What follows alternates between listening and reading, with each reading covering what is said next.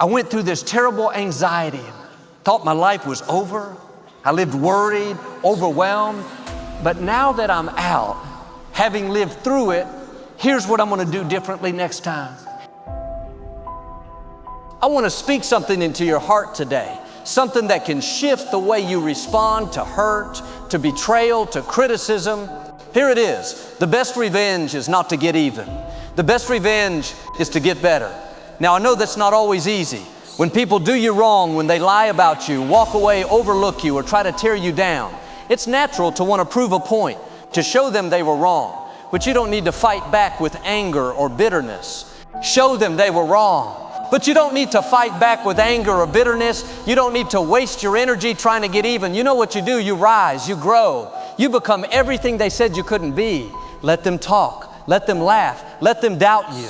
While they're watching your past, God is writing your future. While they're busy throwing stones, God is building your platform. In Genesis, Joseph was betrayed by his brothers, sold into slavery, thrown into prison for something he didn't do. People did him wrong again and again. But you know what? Joseph didn't spend his life trying to get back at anyone. He kept his heart pure, kept honoring God, and in due time, God elevated him to the palace. And when Joseph faced the very people who tried to destroy him, you know what he said? You meant it for harm, but God meant it for good. Friend, you don't need to chase revenge, chase purpose. You don't have to clap back. Just keep climbing. Let your success be your response. Let your growth be your voice. When you improve yourself spiritually, mentally, emotionally, you rise above the noise, and God will use what was meant to break you to bless you. The scripture says, He prepares a table before me in the presence of my enemies. That means you don't have to remove your enemies. Just let God promote you in front of them. Stay focused, keep working on you, sharpen your gift, deepen your faith, become stronger, healthier, wiser, more loving, more joyful. And before long, those same people who counted you out will have no choice but to watch God count you in. So don't let the hurt harden you. Don't let the betrayal stop you. Let it fuel your growth. Let it push you closer to your destiny. Because the best revenge is not to hurt them.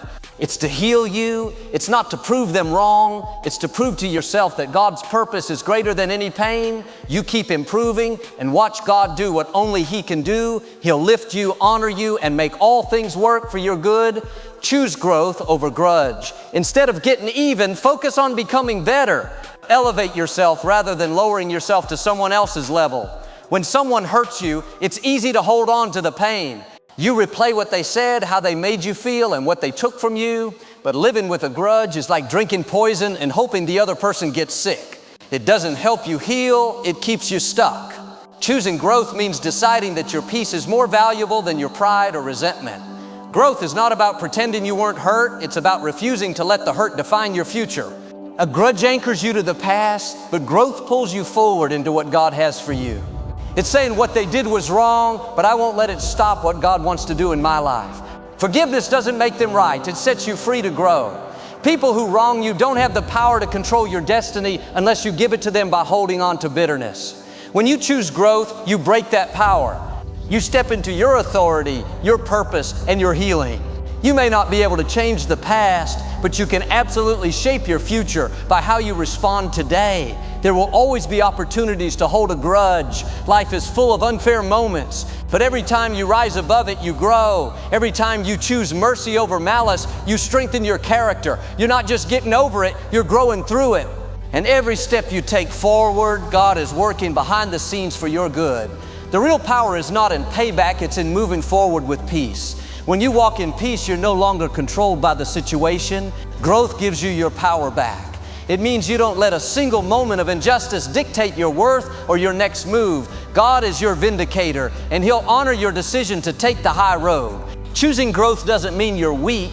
It takes strength to let go, to bless instead of curse, to rise instead of retaliate.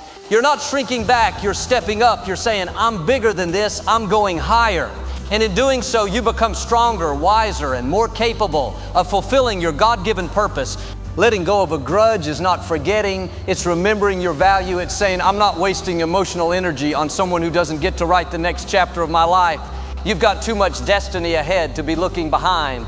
Growth means keeping your eyes forward, your heart clean, and your spirit open to what God has next. When you choose growth over grudge, you're not just changing your mood, you're changing your direction. You're walking in victory, not victimhood. You're moving with purpose, not pettiness. And as you keep growing, keep forgiving, and keep rising, you'll look back and thank God you didn't let the offense hold you back from the blessing. Let God handle the justice. God sees every wrong done to you.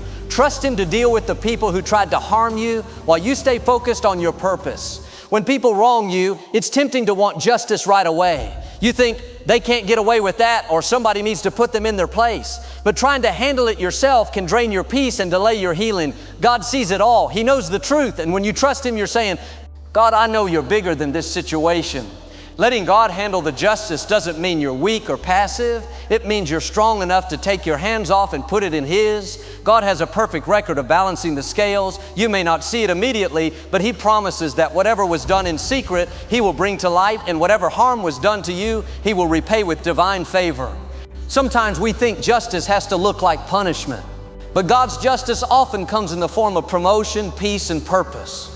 When you release revenge and stay faithful, God will elevate you above the harm. Like Joseph in the Bible, who was wronged by his own brothers, God didn't just vindicate him, He made him ruler of Egypt. That's divine justice. It's hard to wait when you've been hurt. You want closure, you want an apology, but sometimes the apology never comes. That's why trusting God is so powerful. He can bring healing even without the confession. When you trust Him with your pain, He can turn it into purpose. His justice goes deeper than revenge. It brings restoration to your soul. When we seek our own revenge, we often make things worse. We act out of emotion instead of wisdom. But when we surrender it to God, we invite Him to step in. And God never loses a battle. He knows how to turn slander into a platform.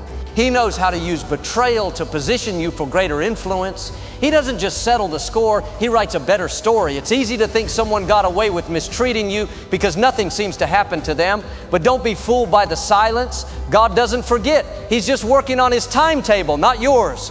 He may be giving them time to change, but He's also preparing to bless you in ways you can't imagine. Keep your heart clean and trust Him to bring justice. Letting God handle justice is a test of faith and character. It's saying, God, I won't fight this battle in my own strength. I'm trusting You to be my defender. And when you do that, you take the high road, you protect your peace, and you make room for God's favor to flow in your life. His justice is not only fair, it's always more complete than ours. So stop carrying the weight of trying to make things right on your own. You were never meant to be the judge and jury. That's God's job. He sees the broken pieces, the unfair moments, and the silent tears. And He promises in His Word, vengeance is mine, I will repay. When you trust Him with justice, He will not only defend you, He will reward you. Use the pain as fuel. Pain, betrayal, and criticism can either break you or build you. Use it as motivation to grow, improve, and move forward. Pain is something we all experience, whether it's the loss of a dream, the betrayal of a friend, or the weight of disappointment. But pain doesn't have to be the end of your story. In fact, it can be the beginning of something new. When you choose to use the pain instead of being consumed by it, you give your struggle purpose and direction. You can't always control what happens to you, but you can control how you respond. Pain can make you bitter, or it can make you better. It can push you to give up, or it can push you to grow. When you decide to use pain as fuel, you shift the power. You're saying, I may have been knocked down, but I'm not staying down. I'm rising stronger. Pain has a way of showing us what we're truly capable of. It exposes hidden strength, deepens your faith, and forces you to rely on God in ways you never have before. Many of the greatest breakthroughs in life come through the darkest valley. If you'll allow it, pain can prepare you for the promotion God has ahead for you. Using pain as fuel means you stop asking, why did this happen to me?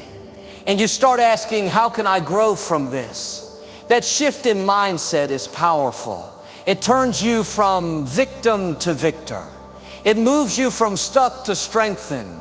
The enemy wanted the pain to break you, but God can use it to build you, to shape your character and prepare your destiny. The pain you're carrying may feel heavy now, but it's producing something valuable. It's teaching you endurance, humility, and compassion. It's giving you a story that will inspire others. Every tear you've cried, every sleepless night is not wasted. God collects every one of them, and He's using it all to propel you into something greater. Many people let pain define them. They stay in a place of bitterness, resentment, or shame.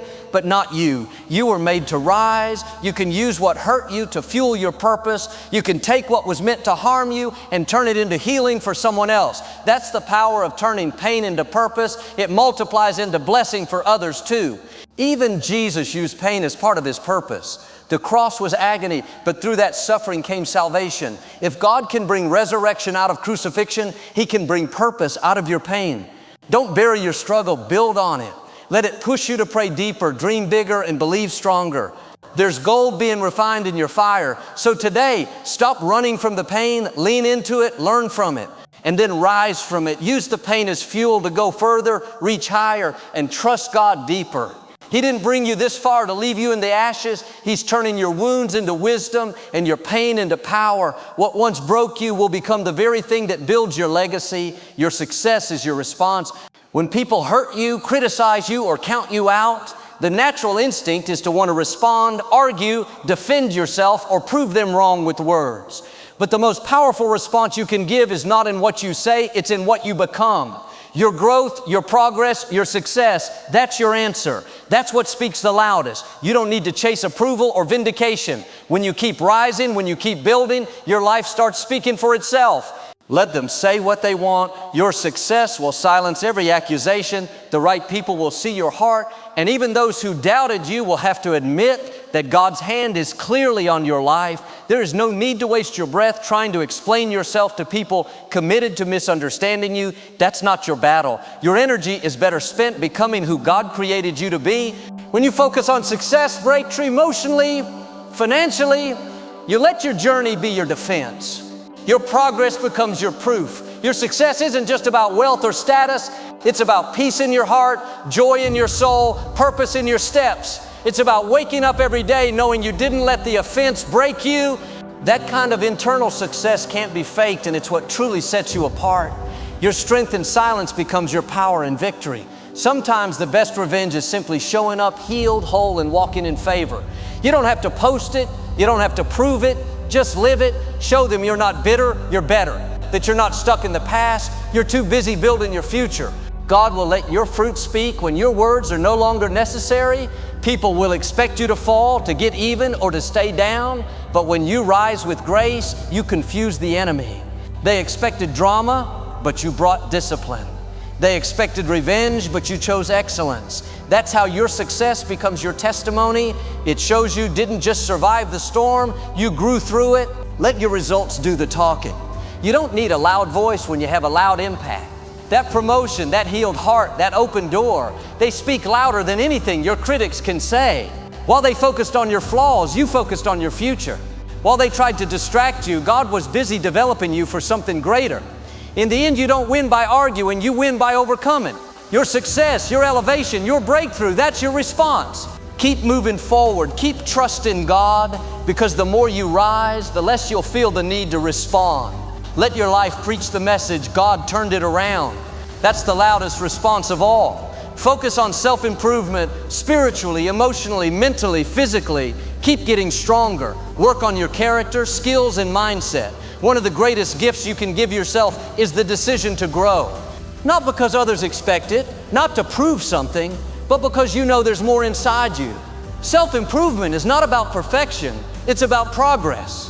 It's about becoming a better version of who God created you to be, step by step, day by day. When you focus on self-improvement, you take the power back. You stop trying to control what people think, what they say, or how they treat you. Instead, you shift your attention inward. You say, I can't fix everything around me, but I can work on what's within me. And that mindset is what brings lasting change and unshakable peace. Growth doesn't happen by accident. It takes intention. It takes discipline. It means feeding your spirit with God's Word, feeding your mind with wisdom, and feeding your heart with truth.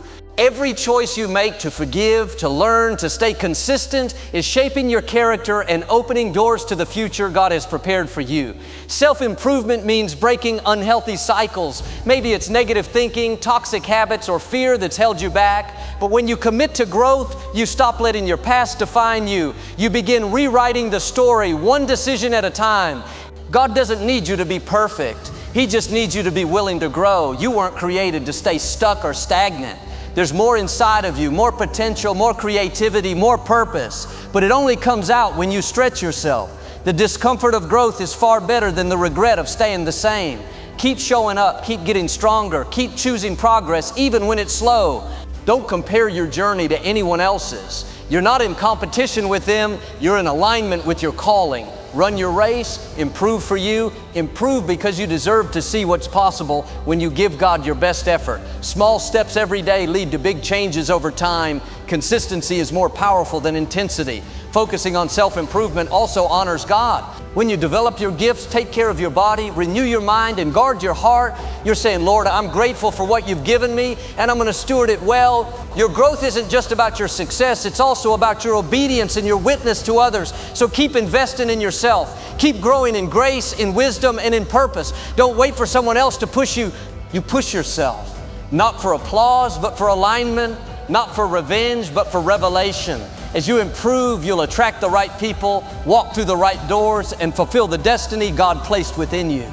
God will promote you publicly, just like Joseph. God will bless you in front of those who doubted or hurt you. He'll prepare a table in the presence of your enemies. God doesn't just bless you in private. He's the kind of God who promotes you publicly.